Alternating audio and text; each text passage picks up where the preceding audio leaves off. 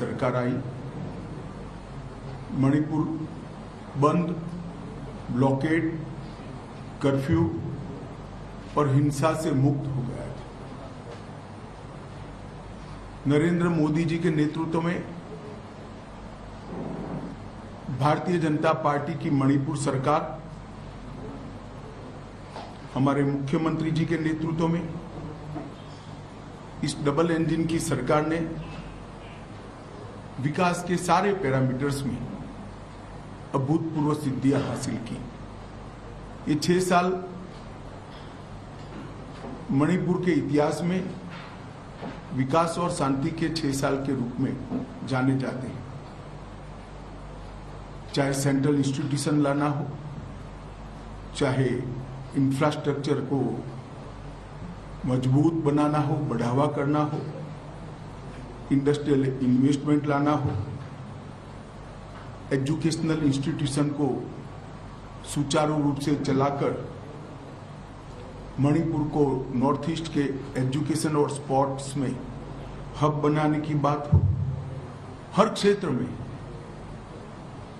शांति के कारण मणिपुर विकास के रास्ते पर चल पड़ा है।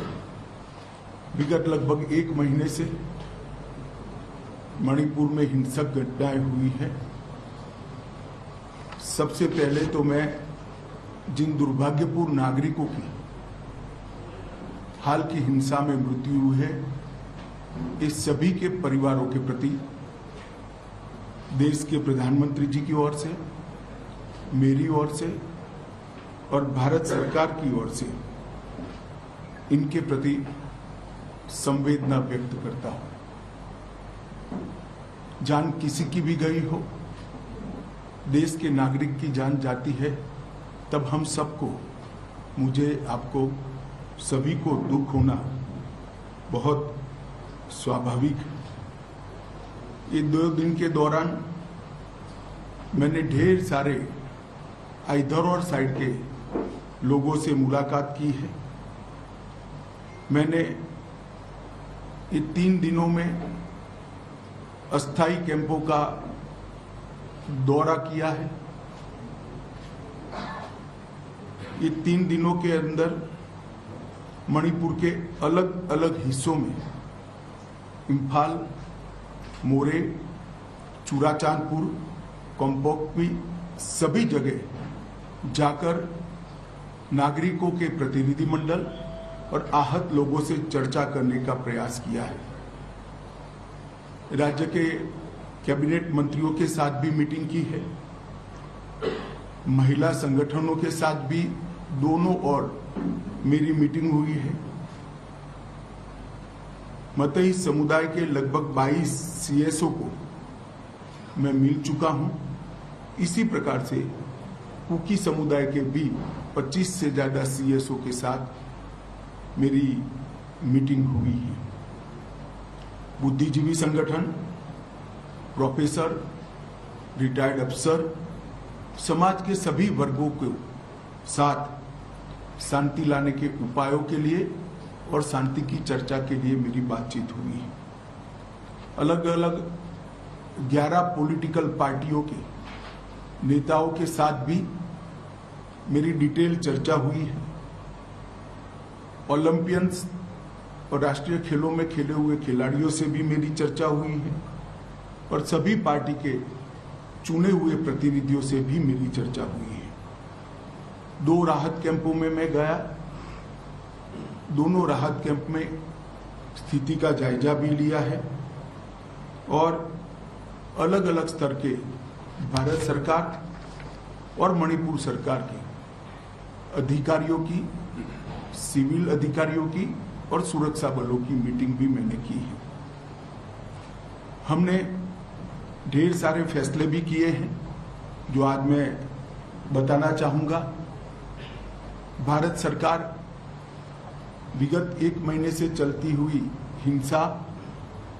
हिंसा होने के कारण और हिंसा में किसकी जिम्मेदारी है, इस सभी की जांच के लिए हाईकोर्ट के चीफ जस्टिस स्तर के रिटायर्ड न्यायाधीश का न्यायिक आयोग गठित कर जांच करेगा और ये जांच भारत सरकार की ओर से कराई जाएगी। भारत सरकार मणिपुर के गवर्नर साहिबा की अध्यक्षता में एक शांति समिति का गठन करेगी, जिसमें सभी का समावेश होगा।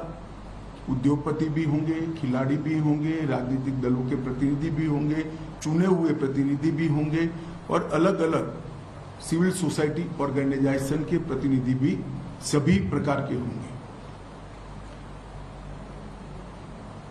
मणिपुर में अभी ढेर सारी एजेंसियां सुरक्षा की दृष्टि से काम कर रही हैं।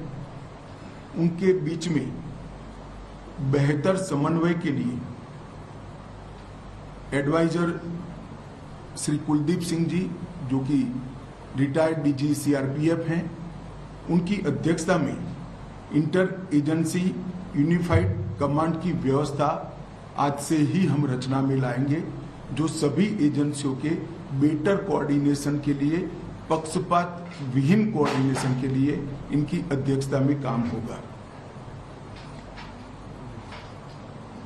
जितने भी केस रजिस्टर किए गए हैं,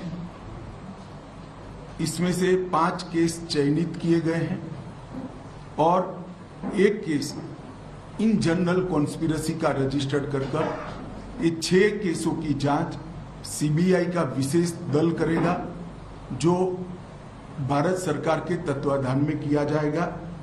और मैं सभी मणिपुर वासियों को विश्वास दिलाना चाहता हूं, किसी भी पक्षपात और भेदभाव के बगैर हिंसा के मूल तक जाकर आने वाले समय में कभी हिंसा न हो, इस प्रकार की एक न्यूट्रल जांच और दोषियों को दंडित करने की कार्यवाही की जाएगी। एक रिलीफ एंड रिहेबिलिटेशन पैकेज को भी तैयार किया गया है। जितने भी लोगों का जान गया है वो सभी को 5 लाख रुपया मणिपुर सरकार की ओर से और 5 लाख रुपया भारत सरकार की ओर से 10 लाख रुपया दिया जाएगा। ये राशि डीबीटी के माध्यम से उनके परिवारजनों के सीधे बैंक अकाउंट में ट्रांसफर की जाएगी। जो इंजर्ड हुए हैं उन इजाग्रस्तों के लिए, जिनकी प्रॉपर्टी का नुकसान हुआ है, उन लोगों के लिए भी एक रिलीफ एंड रिहेबिलिटेशन पैकेज तय कर लिया गया है, जिसकी डिटेल घोषणा कल भारत सरकार के गृह मंत्रालय से हम करेंगे। मणिपुर की जनता को चीज वस्तुओं की कमी न हो, इसके लिए 30,000 मैट्रिक टन नियत कोटा से एक्स्ट्रा चावल भारत सरकार ने यहां पर भेजा है। वो चावल 15,000 मैट्रिक टन के 2 महीने तक 15,000 मैट्रिक टन भेजा जाएगा। गैस, पेट्रोल और सब्जियों की भी आपूर्ति की व्यवस्था कर दी गई है। सारी चीजें ऑन वे हैं और उनके वितरण के लिए सस्ता अनाज की जो दुकान है, इसके अलावे एक अलग से कैंप खोला जाएगा, जहां उनके इलेक्ट्रॉनिक राशन कार्ड से भी अनाज मिलेगा और जिनको परचेस कर चाहिए उसको भी मिलेगा। वहां से सब्जियां भी बांटी जाएगी, दवाइयां भी बेची जाएगी और पेट्रोल पंप कुछ चयनित कर दिए गए हैं, लगभग 15 पेट्रोल पंप, जो दिन रात खुले रहेंगे, जिससे पेट्रोल की किल्लत यहाँ पर हो न सके। आवाजाही में आप सभी जानते हैं थोड़ी दिक्कत है, इसलिए खोनसेन रेलवे स्टेशन अभी पूरा नहीं बना है, मगर लाइन तैयार हो गई है। तो हमने टेम्पररी प्लेटफॉर्म बनाने का निर्णय किया है, जो 1 ही सप्ताह में बन जाएगा। तो रेल से भारत के बाकी हिस्सों से मणिपुर की आपूर्ति करने के लिए ये बहुत बड़ी सुविधा होगी। युद्ध स्तर पर ये प्लेटफॉर्म बनाने की कार्यवाही कल से ही शुरू हो गई है। मैं आशा करता हूं कि 4-5 दिन के अंदर ही हम रेल के माध्यम से यहाँ आपूर्ति शुरू कर देंगे। तो रेल जब आना शुरू होगी तो चीजों की कमी में बहुत सुधार हो जाएगा। दोनों और लोग शिफ्ट हो गए, इसके कारण मेडिकल डॉक्टर की भी असुविधा विशेषकर उनकी भाइयों के क्षेत्र में हुई है। भारत सरकार ने 8 टीमें, जिसमें 20 डबल ग्रेजुएट डॉक्टर होंगे, वो डॉक्टरों के साथ उनकी टीमें भी होंगी। वो टीमें वहां से रवाना हो चुकी है। 3 टीम पहुंच चुकी है और 5 टीम आज शाम तक यहाँ रिपोर्ट कर देगी, जो मोरे, चूड़ाचांदपुर और कोमकोकी के एरिया में, क्षेत्रों में मेडिकल सुविधाओं का काम करेगी। और बाद में इम्फाल में भी अगर ये क्राइसिस होती है तो असम सरकार के डॉक्टर लाने की भी हमने व्यवस्था की है। कॉम्पिटिटिव एग्जाम और शिक्षा में मणिपुर के विद्यार्थियों को कोई व्यवधान न हो, इसलिए भारत सरकार के शिक्षा विभाग के उच्च अधिकारी आज यहाँ पहुंच चुके हैं। उनका और मणिपुर के शिक्षा विभाग के अधिकारियों का मीटिंग होने के बाद एक कॉन्क्रीट प्लान, जिससे कि बच्चों की पढ़ाई लिखाई बाधित न हो, उसको हम बनाएंगे, जिसमें ऑनलाइन एजुकेशन, ऑनलाइन एग्जामिनेशन और डिस्टेंस टीचिंग की भी व्यवस्था की जाएगी। ये सारी व्यवस्था को हम 2 दिन के अंदर एक फाइनल स्वरूप दे देंगे, जिससे बच्चों की शिक्षा में और एग्जामिनेशन में किसी भी प्रकार का व्यवधान न हो। कोर्ट में मणिपुर के कुछ हिस्सों से आने में तकलीफ है, हम हाईकोर्ट के साथ चर्चा कर रहे हैं। 3 जगह पे वर्चुअल माध्यम से अपीयर हो सके, इस प्रकार की व्यवस्था की है, करने जा रहे हैं हम चूड़ाचांदपुर, मोरे और कोमकोकी में, जहां से मणिपुर हाईकोर्ट में सीधी अपनी बहस भी कर सकेंगे और हाईकोर्ट लिबरल तरीके से उनको जब तक स्थिति नॉर्मल नहीं हो जाती डेट भी दे पाएगी। इससे काम करने में काफी सरलता होगी। आवाजाही की सरलता से के लिए ये तीनों क्षेत्रों से एक अस्थायी हेलीकॉप्टर यातायात की व्यवस्था भी हम करने जा रहे हैं, जो सिर्फ 2000 रुपया पर पर्सन के रेट से इन लोगों को एयरपोर्ट तक छोड़ देगा और इंटरनल ट्रांसपोर्टेशन की भी व्यवस्था हेलीकॉप्टर के माध्यम से हम करेंगे। भारत सरकार और मणिपुर सरकार ने हेलीकॉप्टर सेवा का बाकी खर्चा भारत सरकार और मणिपुर सरकार उठाएगी, जैसे सुदूर क्षेत्रों में आवागमन में किसी भी प्रकार की कोई दिक्कत न हो। ये सभी प्रकार की व्यवस्था सुचारू रूप से चले, इसलिए एक ज्वाइंट सेक्रेटरी स्तर के गृह विभाग के अधिकारी मणिपुर में उपस्थित रहेंगे और 5 डायरेक्टर स्तर के अधिकारी भारत सरकार के अलग अलग मंत्रालय के यहाँ पर उपस्थित रहेंगे। परमानेंट सॉल्यूशन के लिए हमने म्यांमार और मणिपुर की बॉर्डर पर पहले ही ट्रायल बेस पर 10 किलोमीटर बाड़ लगाने का, फेंसिंग करने का काम हमने पूरा कर लिया है और 80 किलोमीटर के काम को हमने टेंडरिंग कर चुके हैं और बाकी की बॉर्डर की हम सर्वे भी चालू कर रहे हैं और पड़ोस के देश से आने वाले लोगों के बायोमेट्रिक्स और आई इम्प्रेशन लेने का भी काम चालू है, जिससे आने वाले दिनों में उकसावे से यहाँ पर हिंसा न हो। मेरी सभी मणिपुर वासियों के से अपील है कि आप कृपया अफवाहों पे ध्यान न दें। अफवाहों के निरसन के लिए यहाँ पर कुछ टोल फ्री नंबर बनाए गए हैं, इधर और साइड से शांति बनाए रखें। मणिपुर में शांति के कारण विकास का एक नया युग 6 साल से चल रहा था। कोर्ट के एक फैसले के कारण, थोड़ी मिसअंडरस्टैंडिंग के कारण ये मनमुटाव हुआ है। मुझे भरोसा है कि मणिपुर की जनता आपसी सद्भाव के साथ चर्चा कर जल्दी इसका निपटारा लाएगी। जहां तक केंद्र सरकार का सवाल है, मैं एक स्थिति स्पष्ट कर देना चाहता हूं। मैं सू ग्रुप वालों को भी एक कठोर संदेश देना चाहता हूं कि सू एग्रीमेंट का किसी भी प्रकार का वायोलेशन किसी भी प्रकार का विचलन बहुत सख्ती से साथ लिया जाएगा और वो समझौते के भंग के रूप में लिया जाएगा। तो कृपया समझौते की सभी शर्तों का कठोरता से आप पालन करिए। आज से हम इसको बहुत स्ट्रिक्टली मॉनिटर करेंगे और जिन लोगों के पास हथियार हैं उनसे भी मैं अपील करना चाहता हूं कि अपने अपने हथियार पुलिस के सामने सरेंडर कर दें। कल से पुलिस कॉम्बिंग ऑपरेशन करेगी और कॉम्बिंग ऑपरेशन करने के बाद जिनके पास से हथियार मिलेंगे उन पर कठोर न्यायिक धाराएं लगाई जाएंगी।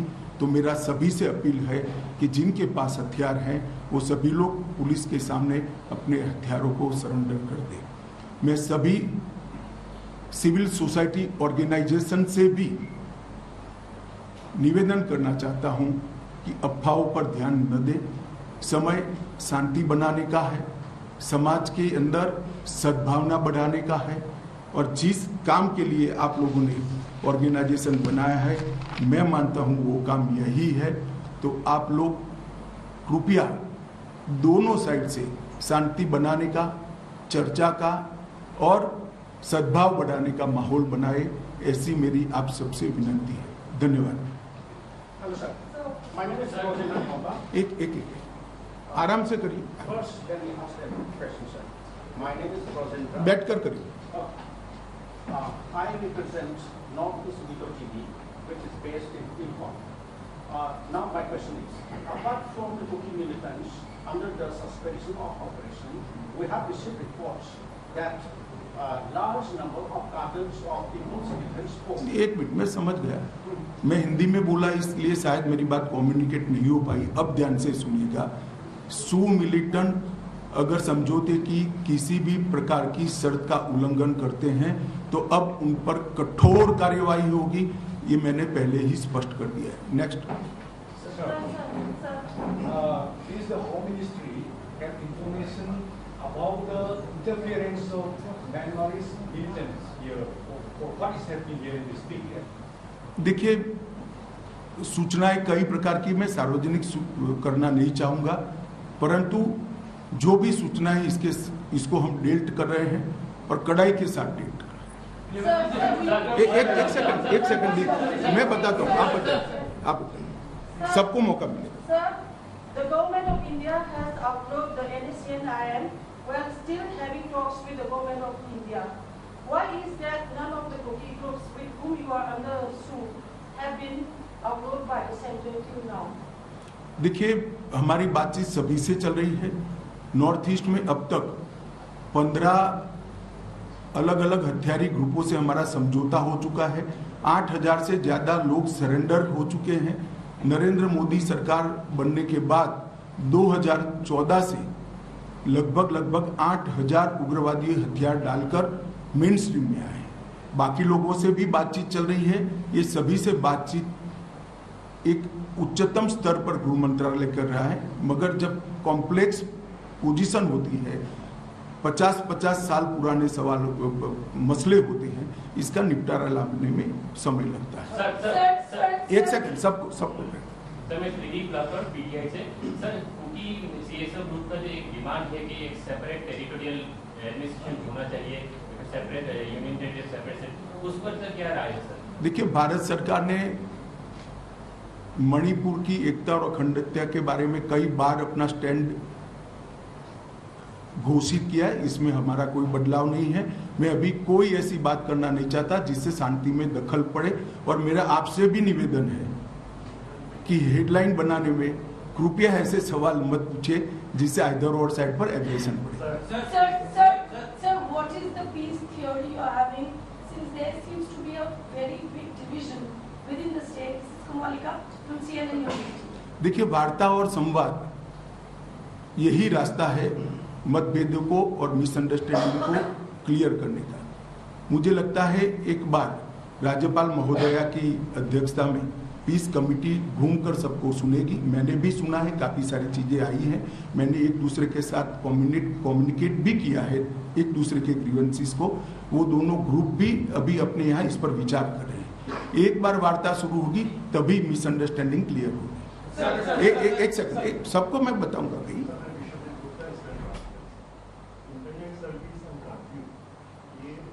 आपको कुछ काम करने नहीं देंगे, लोगों को नौकरियां चाहिए, कब तक हम ऊपर रही इंटरनेट सर्विस शांति होते ही तुरंत कर देंगे।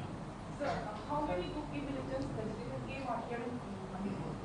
And how are you going to monitor them? देखिए, ये एग्जामिनेशन नहीं है, सिक्योरिटी रिलेटेड चीजों का इस प्रकार से जवाब नहीं दिया जाता है। आप भी जरा सोचिएगा कि सवाल कैसे पूछने चाहिए। धन्यवाद। सर एक सवाल है, जब आप शुरुआत बताए थे कि आपने जो कोर्ट के राय से ये दुर्घटना हो गए थे, ये बिल्कुल गलत बात है क्योंकि चलो ये आपकी राय है, मैंने मेरी राय बता, सुनिए ना, यहाँ बहस नहीं हो सकती। मैंने मेरी राय बता दी, आप आपकी राय जनता को बताइए। धन्यवाद। सर मैं रिपब्लिक टीवी से। सर आपने 3 दिन से आप लगातार एक के बाद एक बैठक कर रहे हैं यहाँ पर, क्या आपको एश्योरेंस दिया गया है दोनों कम्युनिकेटर? जी, मुझे दोनों कम्युनिटी के CSO के माध्यम से विश्वास दिलाया गया है कि जो मिसअंडरस्टैंडिंग है इसको हम जल्दी ही निपटारा करेंगे, और दोनों कम्युनिटी ने अपनी अपनी जनता के साथ बातचीत करना भी शुरू कर दिया। इसकी ग्राउंड रिपोर्ट भी मिलती है। मैं बहुत ऑप्टिमिस्टिक हूँ कि जैसे ही राज्यपाल महोदय की अध्यक्षता में एक कमेटी घूमकर सबसे चर्चा करना शुरू होगी, समाधान निकल आएगा। एक second. Sir Saurabh from NDTV। Sir आप जहाँ गए हैं आपको वेलकम भी किया गया है हर जगह पे, लेकिन स्टेट गवर्नमेंट के प्रति एक मिसट्रस्ट है। इसको लेकर के आपने जो राज्य की सरकार है उनको कोई सुझाव दिए हैं, कोई एडवाइस दिए हैं कि इस डिस्ट्रस्ट को कैसे दूर करें? देखिए, मैंने काफी सारी चर्चा करी है, स्थिति से अवगत भी कराया है, सुझाव भी दिए हैं, मगर वो आपके लिए नहीं है, राज्य सरकार के लिए। Sir Ishwar from times now sir, जिस तरीके से लगातार केंद्र सरकार पूरे नॉर्थ ईस्ट को भारत से जोड़ने की कोशिश करती है इंफ्रास्ट्रक्चर के माध्यम से और भी कनेक्टिविटी के माध्यम से, इस वायलेंस के बाद क्या आपको लगता है कि मणिपुर जो आसपास के अन्य राज्य हैं उनसे भी कट हुआ है और उसको जोड़ने की क्या प्रयास किए? ये टेम्पररी फेज है, यहाँ स्थिति सामान्य बहाल होने के साथ ही मणिपुर पहले की तरह विकास के रास्ते पर चला जाएगा, मुझे पूरा विश्वास है। मैडम, आपने एक बार पूछ लिया ना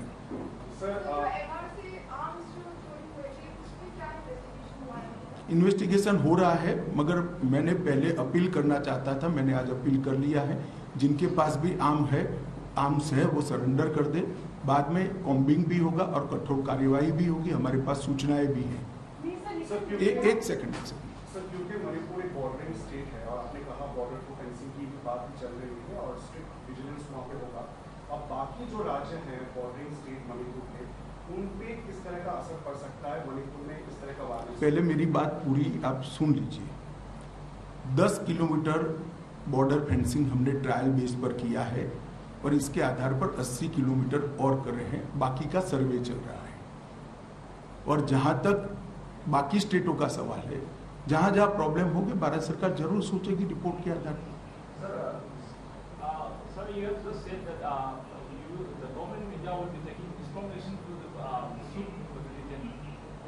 What would be your view that the Sikh group has been broken the ground rule here? Like right now, there's a lot of incidents of carrying towards the security force, and people, security force are killing here. How will we see method that the Sikh people are violating the? मैं समझ गया। हमारे पास जो सूचनाएं है इसके आधार पर मैंने उनको अपील की है कि वायोलेशन न करें। वायोलेशन करते हैं तभी कदम उठाने की बात है, और वायोलेशन करेंगे तो कदम उठाना चाहिए, इसमें आप भी सहमत हैं। मैंने यही कहा है कि वायोलेशन न करें। Sir, CDS general Anil Chauhan का एक बयान आया है कि इस बार की जो भी ऑपरेशन रही है वो काउंटर इंसर्जेंसी से कोई रिलेटेड नहीं है, तो राज्य सरकार और सेना के बीच में कोई ना जी, मैंने पहले ही कहा है नस्ली हिंसा है। सर, मेरा एक सवाल है सर। सर, आपने बहुत सबसे पहले फोकस जो है रिहेबिलिटेशन में की है, जिस चीज पे घर दबा हुए सर उस कारण सर दोनों समुदाय की सर, कुछ ऐसे भी है सर कि वो फिर से वापस जाना नहीं चाहते सर, उसके लिए आप क्या कदम उठाएंगे? हम उनसे चर्चा करेंगे, स्थिति सामान्य होने के बाद उनकी यही मंशा रही तो फिर उसके लिए भी सोचा जाएगा। मुझे विश्वास है कि स्थिति सामान्य होने के बाद, एक दूसरे पर विश्वास होने के बाद पूर्ववत स्थिति हो जाएगी। सर, इलीगल इमिग्रेंट्स जो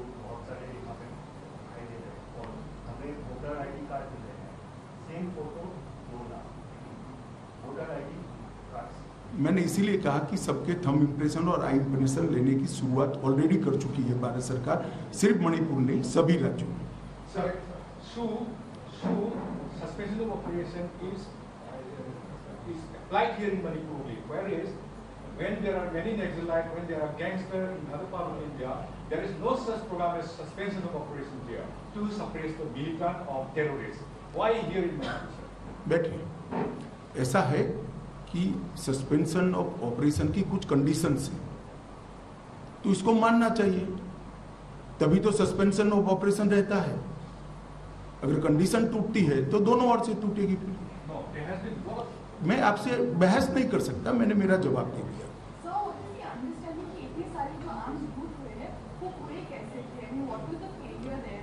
काफी कुछ मात्रा में आर्म्स आ गए हैं, और जब मोब आता है तब उस पर डायरेक्ट फायरिंग करना एक झिझक होती है। अब स्थिति सामान्य हुई है और मुझे विश्वास है कि आज मेरे कहने के बाद काफी मात्रा में और भी आ जाएंगे। नहीं आएंगे उसको हम कठोरता के साथ कॉम्बिंग कर ढूंढेंगे। सर ये जो आर्म्स जो यूज हुए हैं दोनों तरफ से, ये सर सूट ग्रुप से निकला है या पुलिस से अक्रॉस द बॉर्डर भी सप्लाई हुआ है?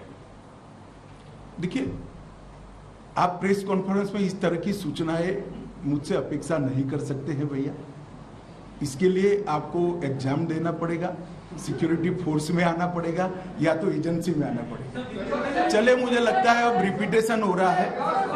मैं अंत में आप लोगों को भी अपील करना चाहता हूं कि आप भी शांति हो इस दिशा में, आपका रिपोर्टिंग भी कीजिए, आप सभी अपील भी कीजिए, और सभी समुदायों को शांति बनाने में आपका सहयोग भी दीजिए। बहुत बहुत धन्यवाद।